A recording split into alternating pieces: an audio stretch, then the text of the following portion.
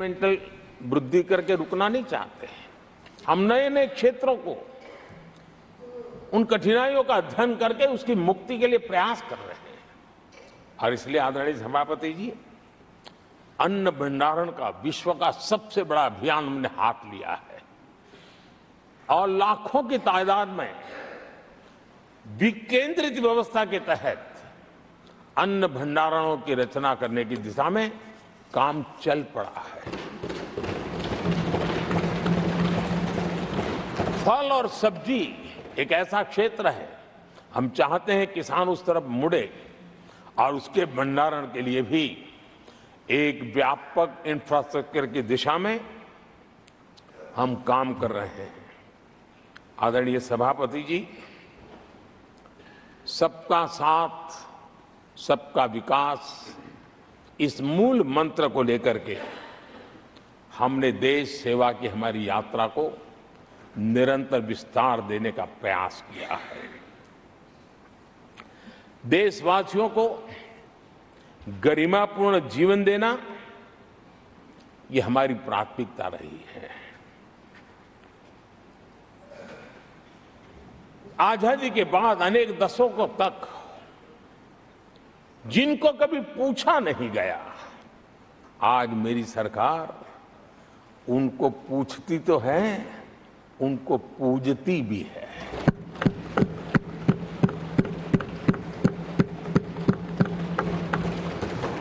हमारे दिव्यांग भाई बहनों के साथ हमने मिशन मोड में उनकी कठिनाइयों को समझ करके माइक्रो लेवल पर उसको एड्रेस करने का प्रयास किया है और व्यवस्थाएं विकसित करने का प्रयास किया है ताकि वे गरिमापूर्ण जीवन जी सकें और कम से कम किसी का सहारा उनको लेना पड़े, इस दिशा में हमने काम किया है।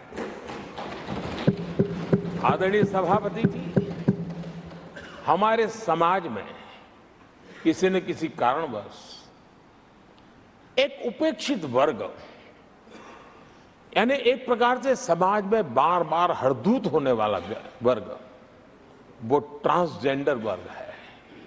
हमारी सरकार ने ट्रांसजेंडर साथियों के लिए कानून बनाने का काम किया है और जब पश्चिम की दुनिया के लोग ये सुनते हैं तो उनको भी गर्व होता है। जब भारत इतना प्रोग्रेसिव है, भारत की तरफ बड़े गर्व की नजर से देखा जाता है। हमने उनको मुख्य धारा में लाने का प्रयास शुरू किया है। आपने देखा होगा, पद्मा अवार्ड में भी ट्रांसजेंडर को अवसर देने में हमारी सरकार आगे आई है।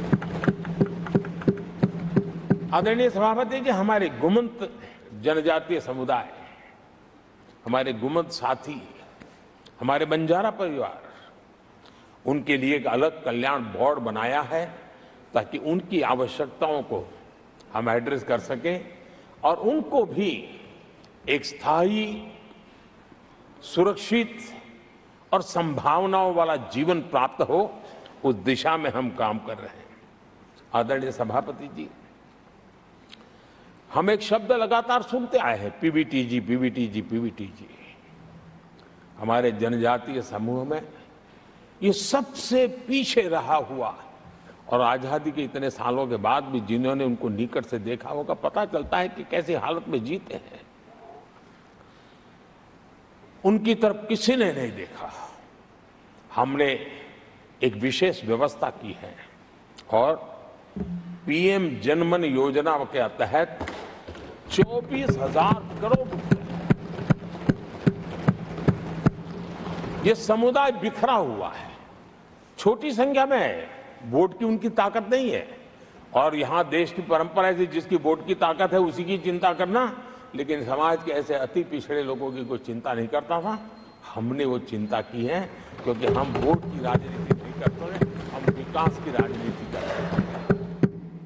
आदरणीय सभापति जी, हमारे देश में पारंपरिक पारिवारिक कौशल्य भारत की विकास यात्रा का और व्यवस्था का एक अंग रहा है। जो हमारा विश्वकर्मा समूह है, जिनके पास परंपरागत से हुनर है और जो समाज की आवश्यकताओं को पूरी करता है, लेकिन उनको कभी एड्रेस नहीं किया गया। हमने करीब करीब 13,000 करोड़ रुपए की योजना से विश्वकर्मा समुदाय को आधुनिकता की तरफ ले जाना, उनके अंदर प्रोफेशनलिज्म आई। आदरणीय सभापति जी, गरीबों के नाम पर बैंकों का राष्ट्रीयकरण तो कर दिया गया था, लेकिन मेरे रेहड़ी पटरी वालों को कभी बैंक के दरवाजे तक देखने की हिम्मत नहीं होती थी, हालत थी। पहली बार देश में पीएम स्वनिधि योजना के तहत रेहड़ी पटरी वालों की चिंता की गई है और आज वो ब्याज के कुचक्र से बाहर आकर के अपने परिश्रम से और ईमानदारी से जो रेहड़ी पटरी वालों को बैंकों से लोन मिले हैं, वे लगातार, बैंक वाले भी खुश हैं, लेने वाले भी खुश हैं। और जो कल फुटपाथ पर रेहड़ी बैठता था, आज एक छोटी दुकान दिशा में बनाने की दिशा में आगे बढ़ रहा है। जो पहले खुद मजदूरी करता था, आज एक आध दो को रोजगार देने की दिशा में काम कर रहा है। और यही कारण है कि गरीब हो, दलित हो, पिछड़े हो, आदिवासी हो, महिला हो, उन्होंने हमारा भारी समर्थन किया है। आदरणीय सभापति जी, हम विमेन लेड डेवलपमेंट की बात करते हैं। दुनिया के प्रगतिशील देशों के लिए भी विमेन डेवलपमेंट तो बहुत स्वाभाविक स्वीकार करते हैं, लेकिन विमेन लेड डेवलपमेंट की बात करते हैं तो उनके भी उत्साह में थोड़ी कमी नजर आती है। ऐसे समय भारत ने नारा नहीं, निष्ठा के साथ विमेन लेड डेवलपमेंट की ओर कदम बढ़ाए और महिला सशक्तिकरण का लाभ आज दिख रहा है, हर क्षेत्र में दिख रहा है और भारत की विकास यात्रा में वो कंट्रीब्यूट कर रहा है। मैं आदरणीय सांसद सुधा मूर्ति जी का आभार व्यक्त करता हूं कि कल उन्होंने चर्चा में महिलाओं के आरोग्य के विषय पर बल दिया था और उसका महात्म्य क्या है, उसकी आवश्यकता क्या है, उस पर बड़े विस्तार से उन्होंने कहा था। और उन्होंने एक बात ये भी बड़ी इमोशनल बताई थी कि माँ अगर चली गई तो उसका कोई उपाय नहीं होता, फिर नहीं मिल सकती। ये भी बड़ी भावात्मकता से उन्होंने बताया था।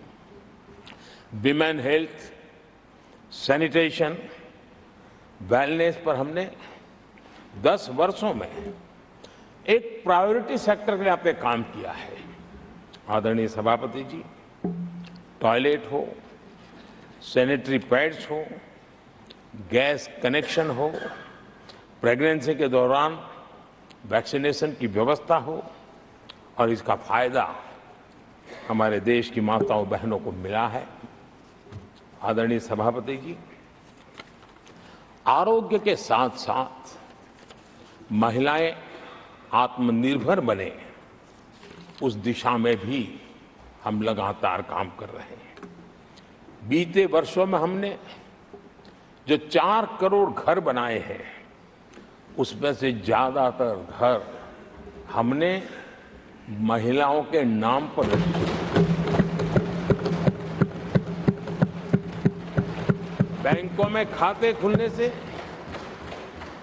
मुद्रा और सुकन्या समृद्धि जैसी योजना से आर्थिक फैसलों में महिलाओं की भूमिका भी बढ़ी है, भागीदारी भी बढ़ी है और एक प्रकार से वो परिवार में भी अब निर्णय प्रक्रिया का हिस्सा बनने लगी है।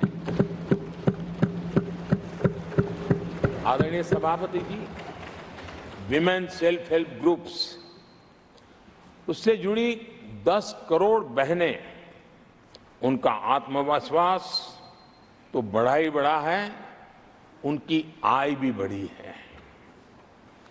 अभी तक 1 करोड़ बहनें जो ये सेल्फ हेल्प ग्रुप में काम करती हैं, छोटा छोटा गांव में कारोबार करती है, मिल करके करती है, किसी गांव वालों की भी नजर नहीं जाती इनकी तरफ। आज मैं बड़े गर्व से कह सकता हूं कि उन्हीं में से 1 करोड़ बहनें लखपति दीदी बनी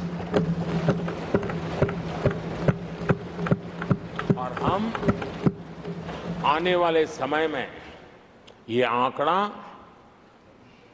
3 करोड़ बहनों को लखपति दीदी बनाने की दिशा में बढ़ा रहे हैं। आदरणीय सभापति जी, सरकार का प्रयास है कि हर नए सेक्टर को हमारी महिलाएं लीड करें, वो अगुवाई करें, उस दिशा में हम प्रयास कर रहे हैं। नई टेक्नोलॉजी आती है, लेकिन महिलाओं के नसीब बहुत बहुत आखिर में आती है। हमारी कोशिश है कि नई टेक्नोलॉजी का पहला अवसर हमारी महिलाओं के हाथ लगे और वे इसको बदलें। और इसी के तहत नमो ड्रोन दीदी ये अभियान बहुत सफलतापूर्वक आगे बढ़ा है और आज गांव में किसानों को मदद करने का टेक्नोलॉजी के माध्यम से काम गांव की हमारी महिलाएं कर रही। और मैं जब उनसे बात कर रहा तो मुझे कह रही है, अरे साहब हम तो कभी साइकिल भी नहीं चलाना जानते थे, आपने हमें पायलट बना दिया है और पूरा गांव हमें पायलट दीदी के नाम से जानने लगा। और इस गरिमापूर्ण बात उनके जीवन में आगे बढ़ने के लिए बहुत बड़ी ताकत बन जाता है, एक बहुत बड़ा ड्राइविंग फोर्स बन जाता है। आदरणीय सभापति जी, देश का दुर्भाग्य है कि ऐसे संवेदनशील मामलों में भी राजनीति जब होती है तब देशवासियों को और विशेषकर महिलाओं को अकल्प पीड़ा होती है। ये जो महिलाओं के साथ होते अत्याचार में विपक्ष का जो सिलेक्टिव रवैया है, ये सिलेक्टिव रवैया बहुत ही चिंताजनक है। आदरणीय सभापति जी, मैं आपके माध्यम से देश को बताना चाहता हूं,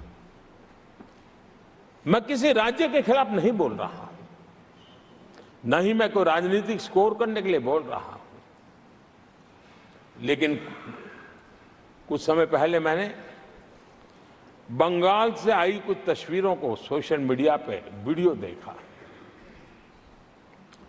एक महिला को वहां सरेआम सड़क पर पीटा जा रहा है। वो बहन चीख रही है, लेकिन वहां खड़े हुए कोई उसकी मदद के लिए नहीं आ रहा है, वीडियो बनाने में लगे हुए हैं। और जो घटना संदेश खली में हुई, जिसकी तस्वीरें रोंगटे खड़े करने वाली है, लेकिन बड़े बड़े दिग्गज मैं सुन रहा हूं कल से, इसके लिए पीड़ा उनके शब्दों में भी नहीं झलक रही है। इससे बड़ा शर्मिंदगी का दुखद चित्र क्या हो सकता है। और जो अपने आप को बहुत बड़े प्रगतिशील नारी नेता मानते हैं, वो भी मुंह पे ताले लगा करके बैठ गए, क्योंकि संबंध उनके राजनीतिक जीवन से जुड़े किसी दल से